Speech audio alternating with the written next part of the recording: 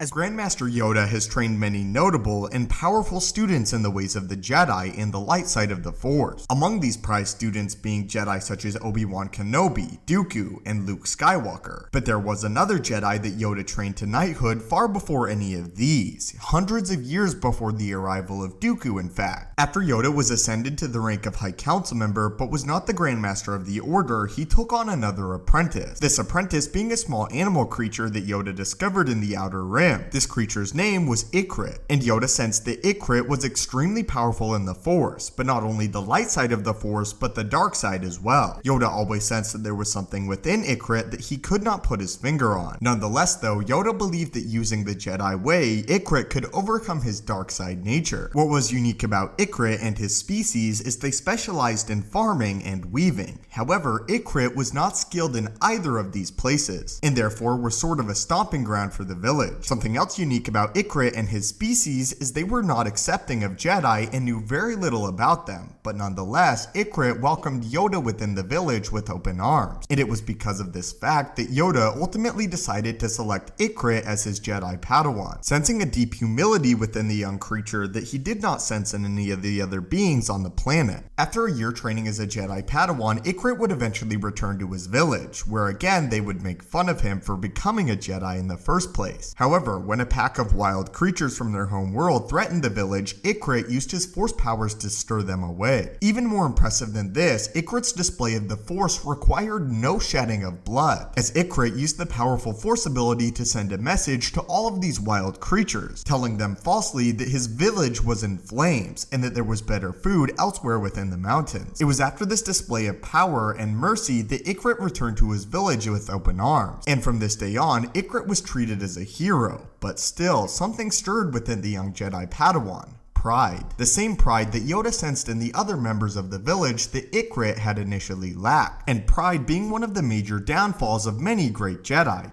that Yoda would train later in the timeline such as Dooku and Anakin Skywalker. As Ikrit was about to be deemed a Jedi Knight, he engaged in a sparring match with a fellow student of Yoda. However, the two of them began to disagree, and Ikrit ignited his lightsaber in fury, attacking the other Padawan. Yoda sensed within Ikrit the dark side of the Force stirring like never before, and he intervened just before Ikrit dealt a killing blow to the other Jedi apprentice. After snapping out of it though, Ikrit felt a deep sense of shame, and from this day on, Ikrit swore to never use a lightsaber again, instead trying to use the Force in more merciful means and peaceful means as he had in his village. Ikrit would later go on to become a Jedi Master, but would not be present during the Clone Wars or the Jedi Purge, as he went into self-exile. This is what Jedi Master Ikrit would say though, why he did not use a lightsaber, and ultimately why he still considered himself a warrior. You will say I am no warrior. That may be true. It has been long since I have wielded a lightsaber, and it was not what I preferred even then. But it is not a lightsaber that will prevail here today, not even a weapon. But that was one of the origins of Yoda's first Padawans, and why they ultimately swore off lightsabers forever, and war in general, and instead decided to become more of a peacekeeper and guider for the future order of Jedi after Order 66 was commenced, and how Ikrit the Jedi Master would carry on the legacy of Yoda. But what did you guys know about Ikrit before this video, and why one of Yoda's first Padawans swore off lightsabers completely? Thank you guys as always so much for watching. May the Force be with you, and have a great day.